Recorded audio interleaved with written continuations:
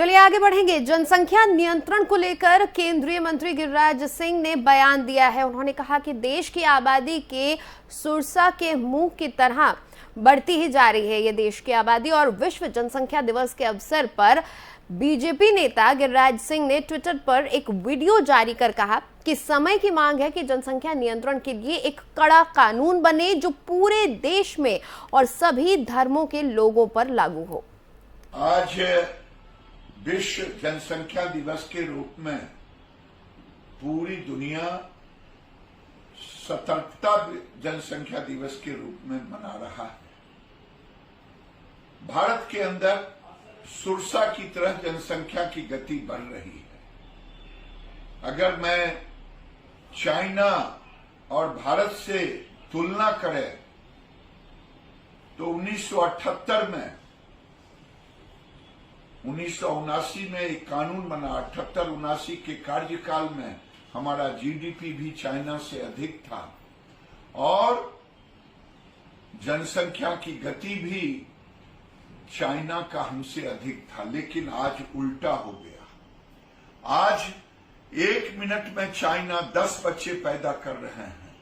1 minute में भारत 30 बच्चों से अधिक पैदा कर रहा है। अगर समान हो तभी ये रुक सकता है। अगर ये नहीं रुका तो भारत को विश्व के रफ्तार में, विकास के रफ्तार में, विश्व के स्थान पर पहुंचने में कठिनाई होगी, क्योंकि हमारा संसाधन सीमित है। सीमित संसाधन में ये सुरसा रूपी बढ़ती हुई आबादी हम प्रतिदिन ऑस्ट्रेलिया और इजराइल एक साथ पैदा कर रहे हैं। 2 करोड़ से ऊपर बच्चे पैदा हो रहे हैं।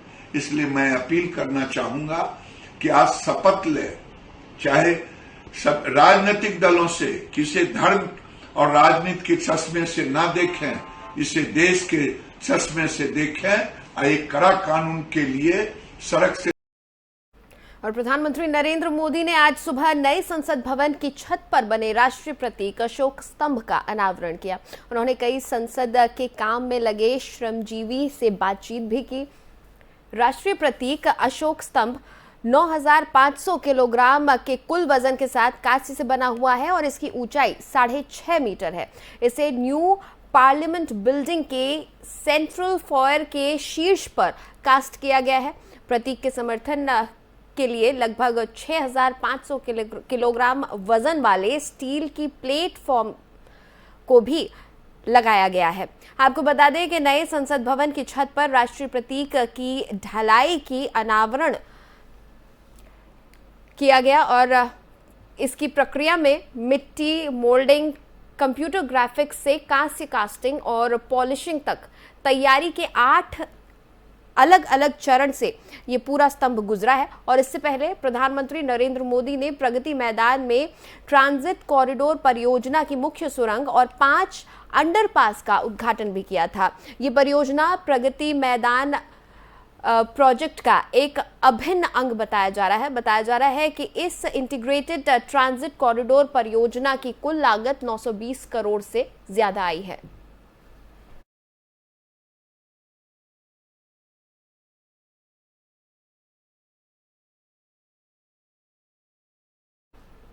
और पीएम मोदी ने आज संसद के नए भवन की छत पर 20 फीट ऊंचे अशोक स्तंभ का अनावरण किया है। पीएम मोदी के द्वारा संसद के नए भवन की छत पर राष्ट्रीय प्रतीक का अनावरण करने को लेकर एआईएम चीफ असदुद्दीन ओवैसी ने नाराजगी जाहिर करते हुए सवाल खड़े किए हैं। असदुद्दीन ओवैसी ने ट्वीट कर कहा कि संविधान संसद, सरकार और न्यायपालिका की शक्तियों को अलग करता है। सरकार के प्रमुख के रूप में पीएम को नए संसद भवन के ऊपर राष्ट्रीय प्रतीक का अनावरण नहीं करना चाहिए था।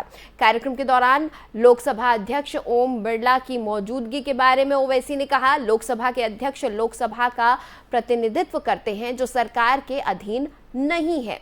पीएमओ द्वारा संवैधानिक मानदंडों का उल्लंघन किया गया है।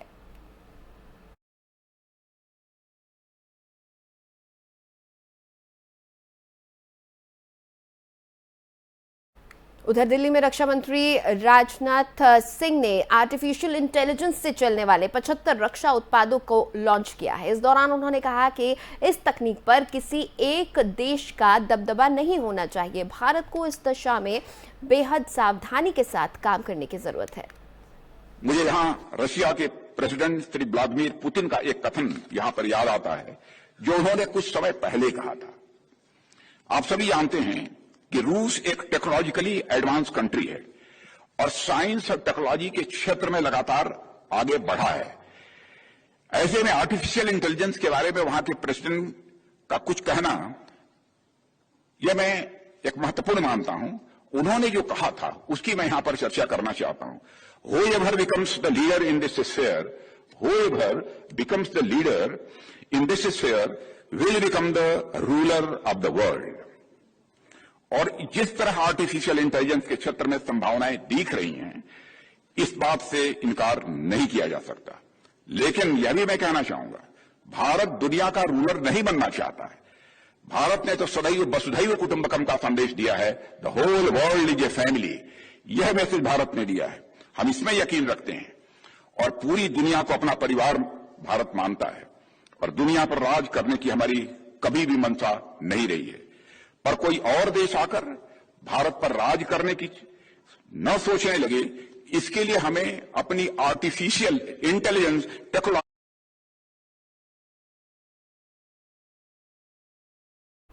और रक्षा मंत्रालय से जुड़ी सलाहकार समिति की सोमवार को एक बैठक हुई है। बैठक में मौजूद विपक्ष के सांसदों ने एक बार फिर अग्निपथ योजना को वापस लेने की मांग की है। बैठक में मौजूद विपक्ष के 6 सांसदों ने अग्निपथ योजना को वापस लेने की मांग करते हुए रक्षा मंत्री राजनाथ सिंह को एक ज्ञापन सौंपा। बैठक की अध्यक्षता रक्षा मंत्री राजनाथ सिंह ने की और संबंधित मंत्रालय के मंत्री सलाहकार समिति के पदेन अध्यक्ष होते हैं। बैठक में समिति के 12 सदस्य मौजूद रहे। बैठक में शामिल विपक्ष के सांसदों ने एक बार फिर सरकार से अग्निपथ योजना वापस लेने की मांग की। विपक्ष के 6 सांसदों ने रक्षा मंत्री को योजना वापस लेने की मांग करते हुए एक ज्ञापन भी दिया है। हालांकि ज्ञापन पर कांग्रेस के सांसद मनीष तिवारी ने हस्ताक्षर नहीं किया। मनीष तिवारी शुरू से ही इस योजना का समर्थन करते रहे हैं। हालांकि सूत्रों के मुताबिक तिवारी ने योजना से जुड़े कुछ आशंकाओं को रक्षा मंत्री के सामने जरूर रखा है। विपक्षी सांसदों द्वारा सौंपे गए ज्ञापन में जो मुद्दे उठाए गए हैं उनमें सबसे प्रमुख है ट्रेनिंग के बाद अग्निवीरों की सेना में नौकरी को लेकर। ज्ञापन में कहा गया है कि अग्निपथ योजना में 4 साल की ट्रेनिंग के बाद केवल 25% अग्निवीरों को ही स्थायी नौकरी देने की बात कही गई है, जो काफी कम है। बैठक में इस मुद्दे पर सभी विपक्षी सांसदों ने सरकार से सफाई भी मांगी।